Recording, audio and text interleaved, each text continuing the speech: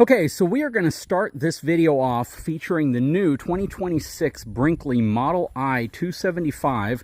This is a collaboration where we are reviewing this long term. I have absolutely no stipulations that I have to say anything good about this RV. So anything good that I say is because I actually believe it. And from what I've seen, there's a lot of good stuff to say about Brinkley RVs. Not just the Model I, but a lot of stuff they're doing that's changing the industry.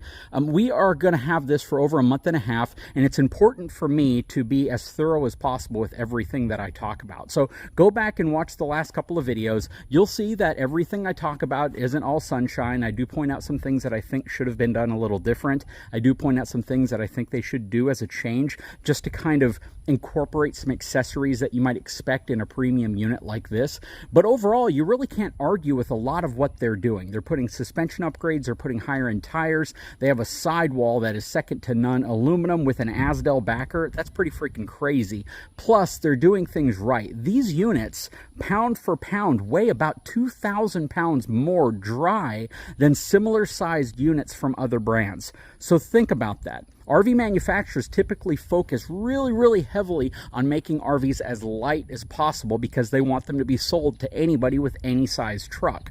But the reality is once you take an RV and you put it in a range that's really 3/4 ton up only, and you make it relatively short, you're actually going to push away a lot of people because they're going to say, you know what, I have a half-ton truck. If I can't tow this with my half-ton truck, well, I can't get it. So a lot of manufacturers, like I said, most of them that make a 30-foot RV are going to try to make it about 5,500 pounds dry just so they have the capability of advertising that it's half-ton towable. That's not the case with the Model I. This thing right here is pretty dang heavy. So the dry weight on this unit is over 7,000 pounds. Let's look at the sticker again if you've missed the other videos.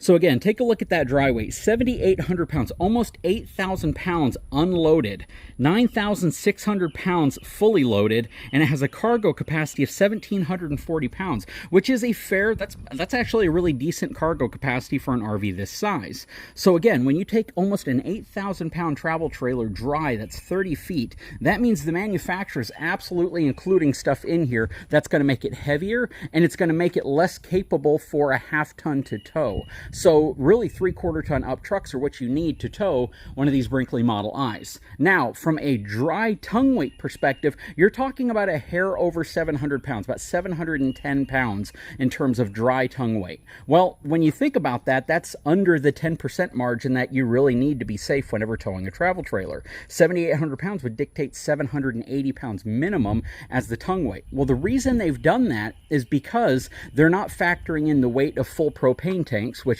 a 30-pound propane tank, when fully loaded with propane, is actually going to be closer to 55 pounds. So when you have two 30-pound fully loaded propane tanks, you have about 110 pounds worth of propane, plus your battery, which could probably weigh anywhere between 35 to 65 plus pounds, depending on what technology it is. We have a lithium iron phosphate battery in here, which is going to weigh less than your traditional your traditional lead acid battery, but still, when you combine both of this weight together, you're going to be well over 150 pounds. And because of that, we're going to be way over the 10% of 7,800 pounds. Now, couple that with the fact that we have loaded this thing up. So now I have all sorts of stuff in here, including a Blue Yeti in the middle here, one of their AC 280s or 380s, I can't remember which model, which weighs over 60 pounds by itself, and the expansion battery pack, plus my tools, my drills, impact drivers, all of that stuff in here. And I figure the weight is probably going to add a significant amount to the tongue weight of this RV. So what we're going to do is,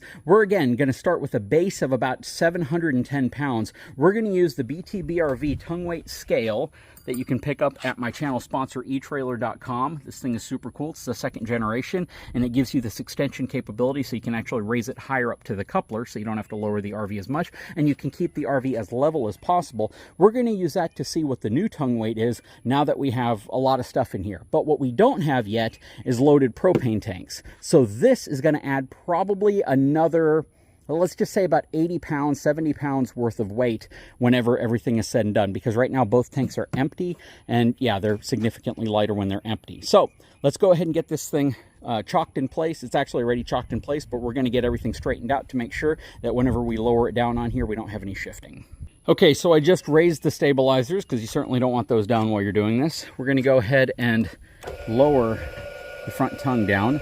We do have both sides chalked up, so what we don't want to have happen is that there's any tension on the suspension, which would cause the front of this RV to shift the minute we remove weight off of it. And again, this thing goes all the way up to 2,000 pounds. And we're only going to lift this tongue jack just barely off of this jack block.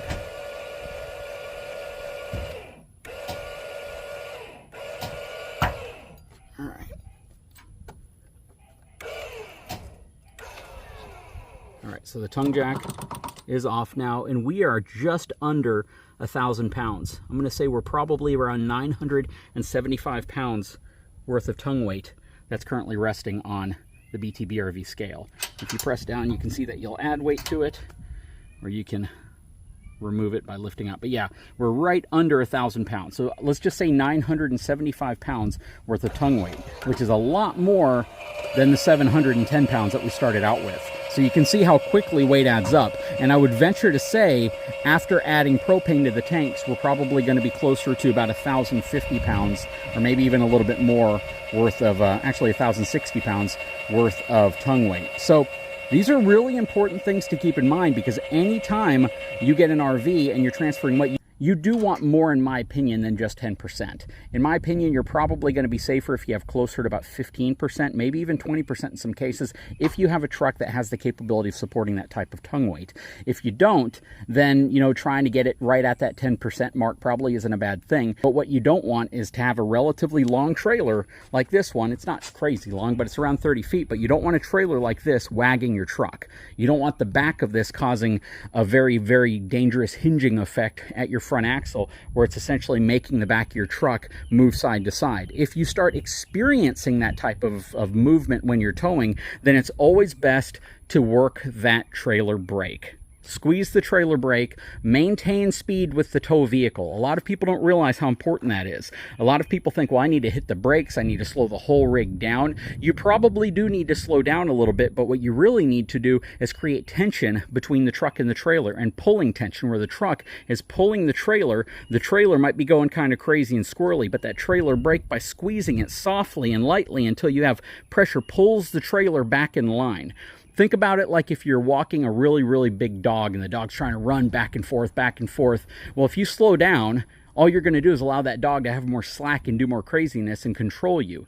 If you start pulling harder, or you maintain the pulling and that dog starts getting lazy and it starts dragging behind you, you're going to be pulling it in a straight line at that point. It might be dead weight, and that's essentially what you're doing when you start hitting the brakes on the trailer.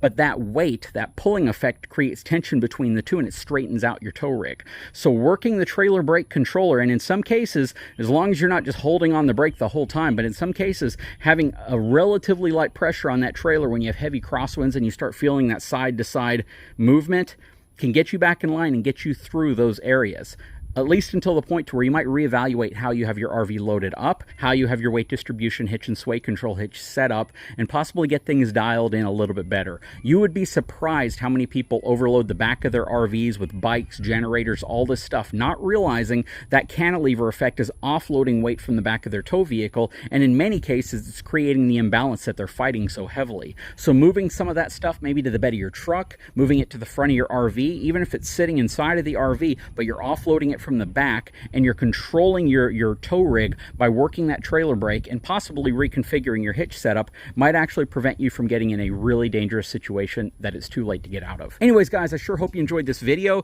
Please drop a comment below. Let me know what you think. Did you think it was going to be that big of a weight shift, again, for a trailer with a gross vehicle weight rating of slightly under 10,000 pounds with a actual hitch weight of over 900 pounds, almost 1,000 pounds, when we haven't even nearly loaded this thing up to gross vehicle weight rating? There's absolutely no way that I have put anywhere near over 1,000 pounds, let alone 1,700 pounds worth of cargo in this RV. I might have a total of 200 pounds, maybe. So again, think about what that does to your tongue weight, especially on RVs where the majority of your storage is up front. Anyways, guys, I sure hope you enjoyed this video. If you haven't had a chance, please take a moment, subscribe to the channel, give me a thumbs up, and we'll talk to you again very soon.